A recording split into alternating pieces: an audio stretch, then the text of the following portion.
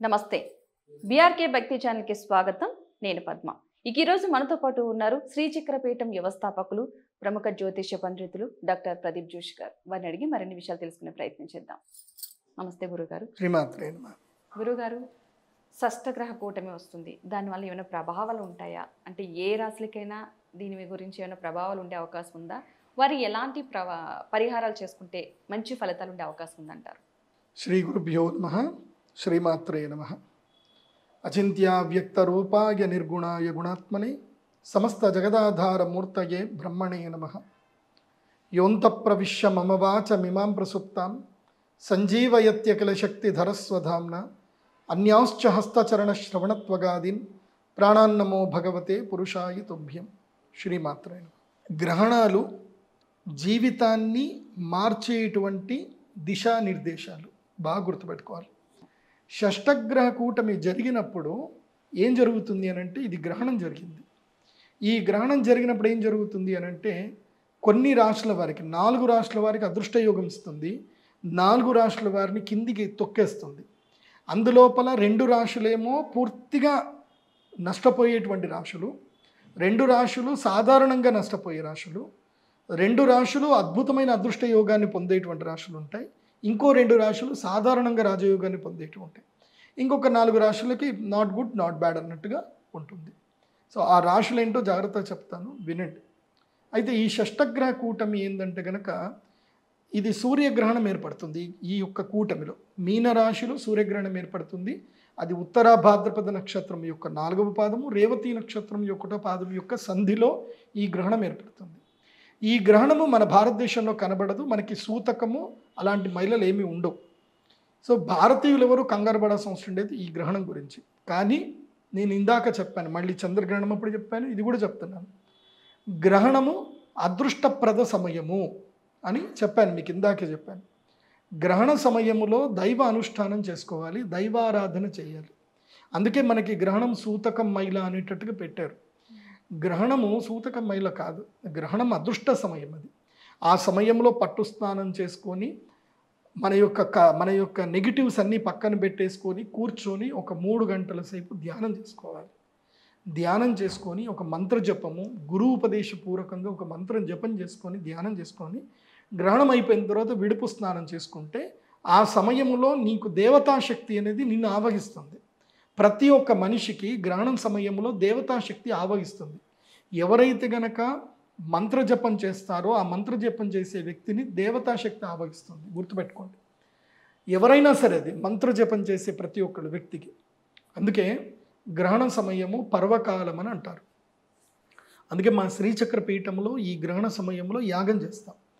యాగం ఎందుకోసం చేస్తాము అంటే, గ్రహణం ఎక్కడ ఏర్పడినా భూమండలం పైన కనిపిస్తుంది, ఎక్కడైనా భూమండలానికి కనిపిస్తుంది గ్రహణం అంటే అది ఎఫెక్టివ్ టైము, నెగిటివ్ టైం అది అని అర్థం. సో గ్రహణం జరిగింది కాబట్టి నెగిటివ్ టైం. ఎందుకోసం అంటే అది మనకి ప్రత్యక్షంగా కనిపిస్తుంది. It's a negative time.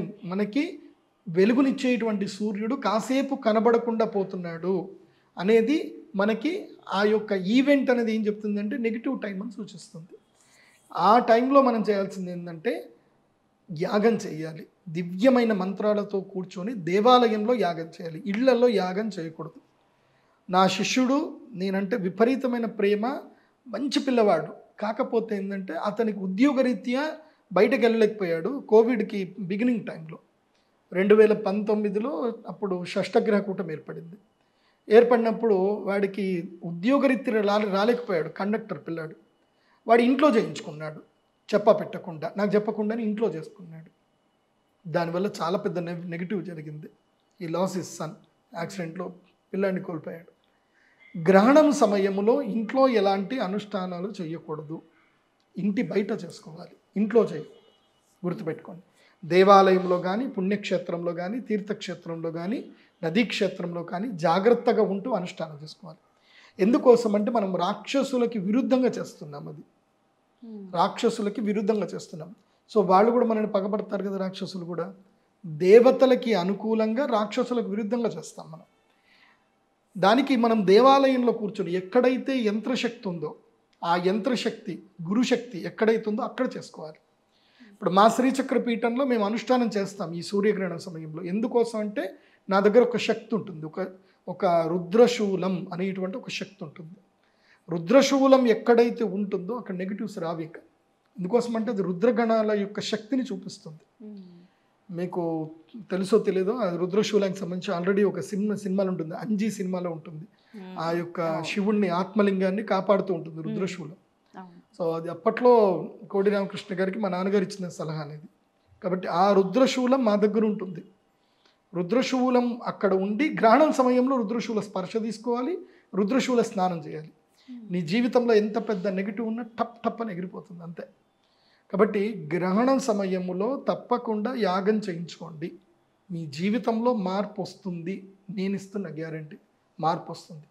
గ్రహణం సమయంలో మేము ఒక మాల ఇస్తాం, దివ్యమాల ఇస్తాం. ఇలాంటిది కృష్ణ స్ఫటిక మాల ఒకటి ఇస్తాం. దీని యొక్క శక్తి ఏమిటంటే, దీన్ని ఫస్ట్ తీసుకోగానే ఏం చేయాలంటే దీన్ని ఇట్లా రబ్ చేయాలి, ఒకదానికి గట్టిగా రబ్ చేయాలి. రబ్ చేసి స్మెల్ చూడాలి. బొగ్గు కాలిన వాసన వస్తుంది.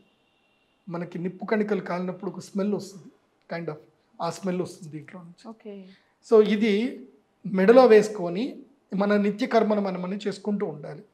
పడుకునేటప్పుడు కావాలంటే తీసి పక్కన పెట్టవచ్చు. ముఖ్యంగా స్త్రీలు మెన్స్ట్రువల్ టైంలో తీయాలి అని అంటారు, తీయకూడదు, ఉంచుకోవాలి. ఆ టైంలోనే స్త్రీలకు నెగిటివ్ పట్టుకుంటుంది. అందుకే యాక్చువల్లీ స్త్రీలకు ఏంటంటే మెన్స్ట్రువల్ టైంలో వాళ్ళకి మూడ్ ఫ్లక్చువేషన్స్ వస్తాయని అందరూ అంటారు. వాస్తవంగా ఆ టైంలో నెగిటివ్స్ వాళ్ళని అట్రాక్ట్ చేస్తాయి. అందుకే ఆ కోపం రావడము, గొడవలు పెట్టుకోవడము, అన్యాచురల్గా బిహేవ్ చేయడం అందుకే జరుగుతుంది. అప్పుడు కంపల్సరీ ఇది వేసుకొని ఉంచుకోవాలి. సో ఆ నెగిటివ్ రాకుండా ప్రొటెక్ట్ చేస్తుంది అన్నమాట. సో ఇది పెట్టుకోవాలి. నెగిటివ్ ఎప్పుడైతే జరగబోతుందో నీకు తెలియకుండానే ఆటోమేటిక్గా నీకు ఆ స్మెల్ వస్తుంది.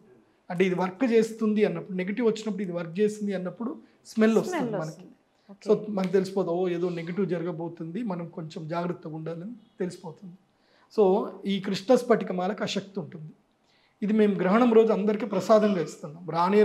ఎవరైతే రాలేకపోతారో వాళ్ళకి ఆన్లైన్ ద్వారా కూడా పంపిస్తున్నాం. వాళ్ళ గోత్రం, నక్షత్రం చదివి అభిషేకము చేయించి, అమ్మవారికి అభిషేకం చేసిన నీళ్ళలో ముంచి వాళ్ళకి మేము కొరియర్ ద్వారా కూడా పంపిస్తున్నాం. ఇంకోటి లాకెట్ ఉంటుంది, రాహుకేతు లాకెట్ ఉంటుంది. అది కూడా మేము కొరియర్ ద్వారా ఇస్తున్నాం, లేదంటే డైరెక్ట్ వచ్చిన వాళ్ళకి ఇస్తున్నాం. సో అందరూ యాగం చేసుకునే వాళ్ళు అందరూ కూడా రండి, తప్పకుండా దైవానుగ్రహం పొందండి. ధన్యవాదాలు గురువుగారు, వివరణ అందించినందుకు. చూసారు కదా, గురువు గారు చెప్పారు, ఎవరైనా సరే యాగంలో పాల్గొనాలనుకుంటే కనుక ఏ రాశులకు సంబంధించి ఆల్రెడీ నక్షత్రాలు కూడా చెప్పడం జరిగింది, ఎవరికి బాగుంటుంది ఎవరికి బాగోదు, ఎవరు పాల్గొంటే ఎలాంటి ఫలితాలు ఉంటాయో చెప్పడం జరిగింది. కాబట్టి ఎవరైనా సరే ఈ యాగంలో పాల్గొనాలి అని అనుకున్నవారు ఎవరైనా ఉంటే స్క్రీన్ మీద నెంబర్ కనిపిస్తుంది, ఆ నెంబర్కి కాల్ చేసి అపాయింట్మెంట్ తీసుకుని పాల్గొనవచ్చు. నమస్తే.